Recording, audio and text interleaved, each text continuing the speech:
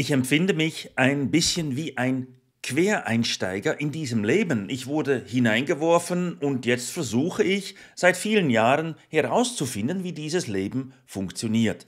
Und dasselbe passiert auch mit Glauben. Das heißt, mein Leben und das, was ich glaube, worauf ich vertraue, das ist in einer Entdeckungsreise eingebettet, kann ich mal sagen.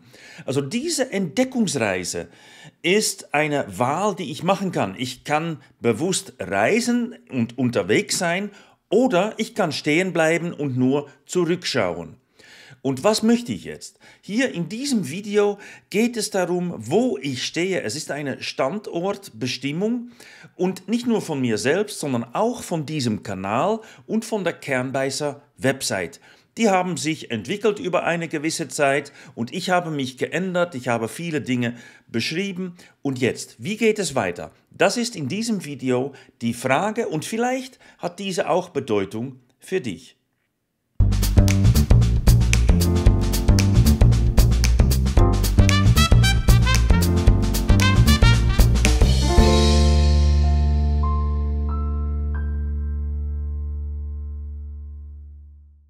Ich weiß nicht, wie es dir ergeht, aber ich versuche, Leben und Glauben im Einklang zu halten. Das ist ein Wunsch von mir. Ich möchte authentisch leben, ich möchte authentisch glauben und das ist zuweilen sehr anspruchsvoll. Es ist anspruchsvoll, in dieser Welt zu leben und es ist anspruchsvoll, in dieser Welt einen Glauben zu entdecken, zu pflegen und auch ganz bewusst weiterzuentwickeln. Aber das ist auch der Reiz. Es ist der Reiz, dass wir nicht alles wissen und dass wir uns ändern dürfen. Warum geht es mir in meinem Glaubensleben und wie kann ich versuchen, das im Einklang zu halten mit meinem Alltag? Das ist die Frage. Ich nutze für diese Art von Überlegungen gerne Wörter, denn ich denke, dass Wörter und Worte, das Ausdrücke, das Überlegungen dazu beitragen, dass ich mein Verständnis dieser Welt und von meinem Glauben und von diesem Leben erweitere. Ich denke, dass ganz wesentlich Glaube aus Worten besteht. Und das ist auch so, damit einfach mein Denken, mein Herz, meine Beweggründe sich danach richten können. Also ich nutze zum Beispiel das Wort Quereinsteiger. Ich bin ein Quereinsteiger in diesem Leben, weil ich, bevor ich geboren wurde, mir nicht bewusst bin, dass ich dafür noch eine Ausbildung absolviert habe. Also ich bin unterwegs und versuche jetzt herauszufinden, was mache ich hier eigentlich und wozu bin ich unterwegs. Und dasselbe trifft auch für meine Glaubensvorstellungen zu. Auch die gehören, denke ich, zutiefst zu meinem Menschsein, dass man sich als Mensch Fragen stellt, aber ich habe auch bestimmte Dinge angenommen. Und ich habe zum Beispiel erfahren, und das habe ich aus der Bibel abgeleitet, dass Gott ruft. Nicht ich habe mich für Jesus entschieden, das ist, wie viele es gerne darstellen, dass man das selbst irgendwie bewirkt. Die Realität ist eine andere, Gott bewirkt es in dir und dann stellst du Fragen, dann kannst du ein Glaubensverständnis entwickeln. Und auch für dieses Glaubensverständnis, denke ich, bin ich hineinberufen, da bin ich einfach dazu gerufen. Ich bin auch da ein Quereinsteiger und versuche mich jetzt zu orientieren. Also ich orientiere mich in dem Leben und ich orientiere mich in diesem Glauben, was mir beides geschenkt wurde. Beide Dinge wurden geschenkt und viele weitere Dinge werden geschenkt, die ich nicht ausgewählt habe aus einer größeren Auswahl. Ich werde damit konfrontiert und dann bin ich herausgefordert, mich auseinanderzusetzen. Und was macht das mit mir? Nun, es macht, dass ich mich als Reisender empfinde. Als Reisender, der unterwegs ist, der auf eine Art einer Reisegesellschaft, zum Beispiel die Gemeinde Gottes, zugeordnet wurde und jetzt bin ich unterwegs. Ich bin auch Mensch und mit anderen Menschen unterwegs.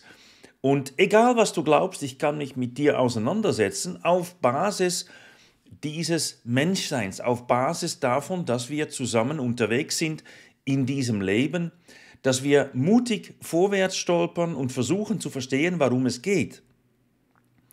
Und was mich dann immer etwas abstoßt, ist, wenn Leute sagen, das Leben ist nur so und so. Der Glaube, das ist nur so und das ist richtig und das ist falsch, weil damit blockiert man die Lebendigkeit des Reisens. Es ist, wenn man in einem Reisebus sitzt, aber der Bus fährt nicht mehr weiter und entdeckt keine neuen Dinge. Und das kann ich nicht. Ich kann nicht im Rückwärtsgang leben. Ich will im Vorwärtsgang leben und muss mich dann mit neuen Situationen auseinandersetzen können. Und das ist gerade in Glaubensfragen sehr schwierig, denn es gibt ganz viele Menschen, die ein fixierter Glaube haben, der nicht mehr sich entwickeln kann, der nicht mehr sich ändern darf. Und das hängt für einen großen Teil von den verinnerlichten Vorstellungen ab. Man wird nicht mit bestimmten Vorstellungen geboren. Diese eignet man sich an. Und das ist ein Prozess über viele Jahre. Und das sind Erfahrungen, die wir machen, das sind Entscheidungen, die wir treffen, das sind verschiedene Dinge, aber Vorstellungen, die sind nicht per Definition fixiert, sondern die kann man ändern. Und manchmal wird man dazu gezwungen, wenn die Lebensumstände sich ändern, wenn etwas von innen her einfach hervorkommt, sagt, Moment, ich möchte mal etwas anderes denken können, ich möchte mal differenzierter nachdenken können. Ich kann nicht mehr diese vereinfachte Antworten annehmen als eine gute Antwort. Dann will man sich auf den Weg machen. Und jeder, der sich als Quereinsteiger in Leben und Glauben fühlt, der wird unterwegs bleiben. Und ich denke, dass das gut ist. Man darf immer wieder in Aufbruchstimmung sein, um Neues zu entdecken, um eine bessere Form zu finden. Und das heißt nicht, dass der nächste Schritt die beste Form ist. Das heißt es nicht. Es heißt, dass man sich auf den Weg macht. Und das ist positiv. Ich denke auch, dass diese positive Sicht viel näher zur Bibel und zu den Aussagen der Bibel liegt, als so mancher Christ das heute denkt. Und ich begründe das zum Beispiel mit einem Zitat aus dem Philipperbrief, die Versen 9 bis 11. Denn da sagt Paulus, dass die Gemeinde in Philippi, dass sie lernen müssen, lernen dürfen, wie sie Dinge prüfen. Und prüfen ist die aktive, verantwortungsvolle Weise, sich mit typischen neuen Fragen auseinanderzusetzen und dabei zu entdecken, was wirklich Wert hat und was weniger Wert hat. Das ist ein Prozess und Paulus ermutigt die Gläubigen dazu. Aber dieser Prozess ist heute in so manchen Gemeinschaften einfach verpönt. Man vertieft die bekannte Lehre, aber nichts außerhalb. Man schottet sich nach außen ab, richtet sich nach innen und da gibt es keine wirkliche Prüfung. Denn man ist geschlossen nach außen, man will keine Änderung mehr. Und das ist, denke ich, so ein Ding, das kann man in der Bibel neu entdecken. Wie wird denn in der Bibel selbst über solche Entwicklungsprozesse und Änderungen gesprochen? Und Paulus sagt, prüfe das. Ich denke, das ist sehr positiv. Und wenn das nicht mehr erwünscht ist in einer Gemeinschaft, dass man kritisch nachdenkt, dass man auch mal Dinge in Frage stellt, dass man versucht, einfach einen lebendigen Bezug auch zur Welt um die Gemeinde herum herzustellen, dann denke ich, ist die Frage berechtigt, was will ich eigentlich? Und ich habe mir diese Frage immer wieder gestellt und ich habe in den letzten Monaten eine Standortbestimmung gemacht. Ich habe eine Standortbestimmung gemacht für mich selbst und damit auch für diesen Kanal und auch für die Kernbeißer Website. Und wie das dazu kam, das möchte ich hier kurz erläutern. Die Kernbeißer Website entstand 2014 und das war der Versuch, die vielen Gespräche, die ich in vielleicht einem Dutzend Hauskreise, Bibelkreise, die ich über die Jahre geführt habe, zusammengetragen habe. Es sind die Erfahrungen aus theologischen Ausbildungen, es sind Erfahrungen aus Landeskirchen, es sind Erfahrungen aus freien Gemeinden, Hausgemeinden, Bibelkreise, Hauskreise, Gemeindebibelstunden, Foren und so weiter. Ich habe diese Website gegründet, damit ich das zugänglich machen konnte für viele andere Menschen, womit ich selbst gerungen habe, womit die Menschen um mich herum gerungen haben. Und diese Dinge, die sind dann so gewachsen. Und mittlerweile gibt es weit über 400 Beiträge in 3 Sprachen auf der Kernbeißer Websites mit ganz vielen heiklen Themen erläutert und untersucht. Und es gibt einen YouTube-Kanal. Aber nach so vielen Jahren, dass das jetzt läuft, ist eine Standortbestimmung wichtig. Weil ich habe mich geändert, die Website ist gewachsen und ich denke, es benötigt einen besseren Fokus. Ich muss nicht alles anders machen, aber ich muss den Fokus klarer setzen. Und das ist wichtig für mich selbst, es ist aber auch wichtig für die Menschen, die hier mitschauen und auf der Website mitlesen, warum geht es eigentlich im Kernbeißer-Projekt. Das Projekt umfasst die Website, den YouTube-Kanal und was kann man da erwarten? Was soll man da erwarten? Was möchte man da eigentlich finden? Es geht um den Fokus. Und ich möchte das auch etwas ausarbeiten hier, weil ich denke, dass viele Leute unterschiedliche Ideen darüber haben, was ich hier eigentlich tue. Es gibt Leute, die sind begeistert, dass ich zum Beispiel die Hölle ablehne und denken, das ist ein Kanal, worin man gegen die Hölle wittert, endlich. Und dann gibt es natürlich Leute, die sagen, der wittert gegen die Hölle, das ist ein Ketzer, den muss man verdammen. Und das sind Leute, die, wenn man die Gelegenheit gibt, das auch fleißig tun. Das geht es um das richtig und falsch, das Schwarz- und Weiß-Denken, was in evangelikalen Kreisen allgegenwärtig ist. Das ist die eine Sache. Es ginge mir um Lehre. Aber es geht mir nicht um Lehre. Lehre ist ein Hilfsmittel, mehr nicht.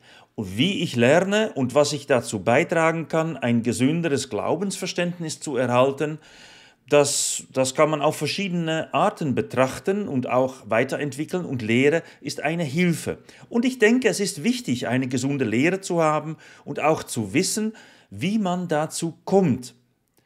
Aber ich habe die Weisheit nicht gefressen. Nichts von dem, was ich sage, ist übrigens neu. Nichts ist auf meinem Mist gewachsen, wenn ich das so ausdrücken darf. Es ist alles schon ganz alt und es gibt schon Literatur und es gibt auch andere Videos und Websites, die genau dasselbe sagen, wie ich tue. Ich versuche es nur auf eine Art zusammenzufassen, die ankommt bei Leuten, mit denen ich im Gespräch bin. Und vielleicht gehörst du dann auch dazu.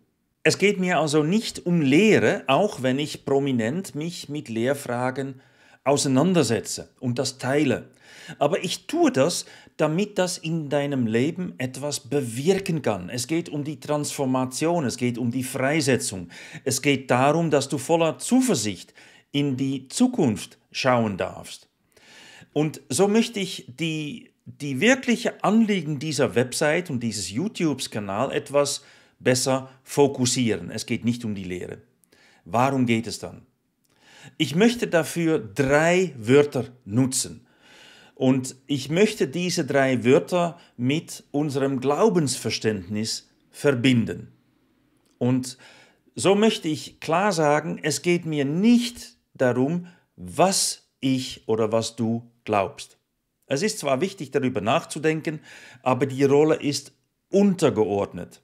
Wo möchte ich heute den Fokus legen? Das sind 2 andere Begriffe und das ist, wie kann ich glauben, auf welche Art kann ich glauben und wozu glauben wir eigentlich? Denn Gott muss nicht glauben, Menschen sind Gläubige, wir glauben, wir vertrauen. Glauben, das ist Vertrauen, das ist nicht ein Fürwahrhalten, sondern das ist eine Ausrichtung des Herzens. Und wozu ist das alles da? Was mache ich eigentlich? Wenn ich mein Menschsein erfülle und glaube, mache ich mit Glaube dann etwas anderes? Oder werde ich, indem dass ich glaube, auch mein Menschsein erfüllen? Und ich denke, dass das Letzte zutrifft. Es geht also nicht darum, was ich glaube, sondern wie glaube ich und wozu glaube ich. Also, es geht weiter. Und weiter geht es anhand dieser 2 Begriffe, wie glaube ich und wozu glaube ich. Es geht ganz bewusst nicht um den Inhalt, es geht nicht um ein Schwarz-Weiß-Denken, es geht nicht darum, dass ich für oder gegen dich bin oder du für oder gegen mich sein musst. Das spielt keine Rolle. Das ist nicht geistlich, wenn du da schon geistlich reden willst.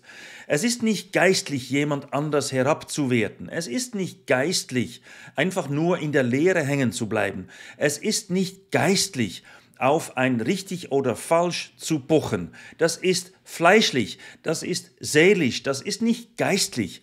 Es nützt gar nichts, wenn man einfach nur vorwärts stolpert innerhalb des eigenen Gebäudes. Mach die Türen auf, gehe hinaus, lebe dein Leben, sei dankbar dafür und entdecke als ein richtiger Quereinsteiger, was es heißen kann, auch mit Glaubensfragen in diesem Leben unterwegs zu sein.